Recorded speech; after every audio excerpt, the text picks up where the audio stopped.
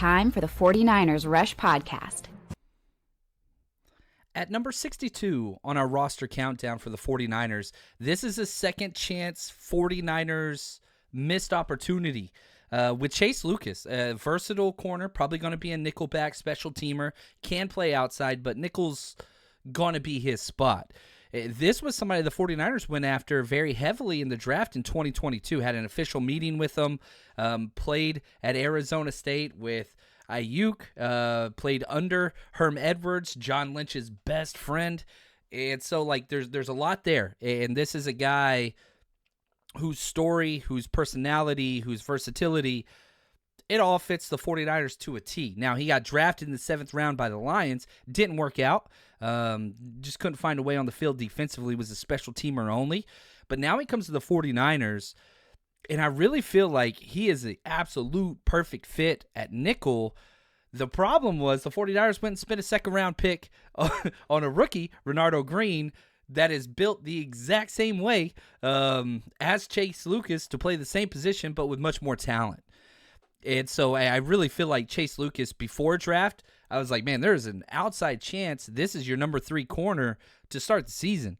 If you're going to keep Demo outside, Chase Lucas would be the next one. And I still think currently on the depth chart at the nickel position, Diamador Lenore, Renardo Green, Chase Lucas. So not very far removed at all. And based on what the 49ers choose to do with their corner rotation whenever they do go to that nickel set, which they're in well over 70% of the time in today's NFL. Like, if you want to keep Demo outside and go with the rookie, Chase Lucas is, a snap or two away from getting some playing time. Special teams, that's where he's going to, fortify his roster spot, which he's going to be great at. But the positional upside of, man, this guy could legitimately see the field with one injury. He could be out there. Now, he comes in number 62 for us, and, we do 4 full ballots, 4 separate people. Shout out to Josh, Dave, Oscar, and Zach. And, when we do these 4, his highest rank was 43. His lowest rank was 77. Like, he is all over the place. Where are the 49ers going to value him as far as that nickel rotation? Is he number 2? Is he number 3? We'll see. Now, he's wearing jersey number 26 this year for the 49ers. He's 5'11", 184, a little bit smaller for 49ers corners. That they prefer that 6', 200. 31-inch arms, short. He's 27 years old. Ran a 4.4840, so the speed is there. 6'7" 3-cone elite. That's great. Change of direction. He's just built like an NFL nickel. 1.52 10-yard. That's great. 39-inch vertical, explosive lower body. That's 82nd percentile among NFL corners. 10.8 broad jump. That's 83 percentile. Like, the dude can jump. He's got it. 12 bench press reps. It's what it is. Now, here's what's funny. Mockdraftable.com. You plug in all the metrics from the combine, and it updates every year. Every single year. The number 1 player that has the most in common with Chase Lucas is none other than Renardo Green. There are 93.3% match, the closest player to Chase Lucas. And it's like all players from this year and last year. Terrion Arnold, 84% match. Mekhi Blackman, 83%. Cam Smith, 83%. The metrics fit. It's just he hasn't found his way on the field. And he's going into his 3rd season. Is that going to change? He's going to need some help. There's no doubt about it. But this is a 49ers type player. Again, official draft meeting with him before one of their top 30s before 2022. And we're seeing this in free agency now where they go after all these guys that they had meetings with, 4 years ago. And then, they hit their rookie contract expires, and then they bring them in. You're talking Jordan Elliott, you Gross Matos, those types guys. And you can add Chase Lucas to that as well. Grew up in Chandler, Arizona, played at Chandler High School. He was a 4-star recruit coming out, goes to Arizona State, and is there for a long time. He's there his entire college career. Now, very close relationship with family. His mother, Valerie, that's the reason why he didn't go to UCLA. Instead, stayed at Arizona State, wanted to stay close to home. Was a high school running back and helped lead Chandler to their first state championship since 1949. Goes to, the Pac-12 conference, all freshman team. He was all over the place, was a captain for Arizona State early and often, and just did a whole lot of great things over several, because he was recruited by Todd Graham. I don't want to get too much into Todd Graham. Dude's crazy. You could not be a bigger difference going from Todd Graham to Herm Edwards. Two completely different humans, to say the least. Now, lots of relationships that carry over with the 49ers. He had a childhood friendship with N'Keal Harry. You got to remember, N'Keal Harry was ahead of Deebo Samuel on the 49ers draft board. Patriots took N'Keal. We got Deebo. The rest is history. But they grew up, in Boys and Girls Club in Chandler and used to play together all the time, which is really, really cool. Then he goes to Arizona State. He's teammates with none other than Brandon Ayuk. So you've got a lot of these ties. Herm Edwards, Brandon Ayuk, all these different things in Arizona. And I just think that's huge. He's a big family guy. The loss of his grandparents has been a big deal to him. Lucas got tattoos of both his grandparents' names on his arm. Quote, "My family is everything to me. My mom, grandparents, my aunt, they all did everything for me," end quote. That's huge. People, when they think outside of themselves, that is huge. One, just from a human perspective, but two, it helps them understand the grasp of team mindset, maturity, doing things for others. That's important. Now, gets drafted by the Lions in the 7th round. Hasn't played much. Really hasn't played much at all. Special teams, and that's about it. Only 6 career snaps in back-to-back years on defense. That's it.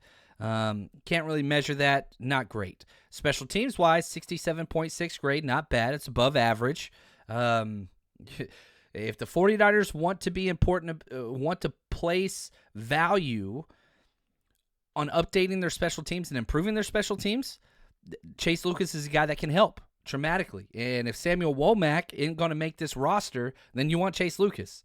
And if Chase Lucas isn't going to make this roster, then you want Samuel Womack. You're talking about two kind of young vets that are special teams upsides. So we'll see. I cannot envision a way where both Samuel Womack and Chase Lucas are on this roster.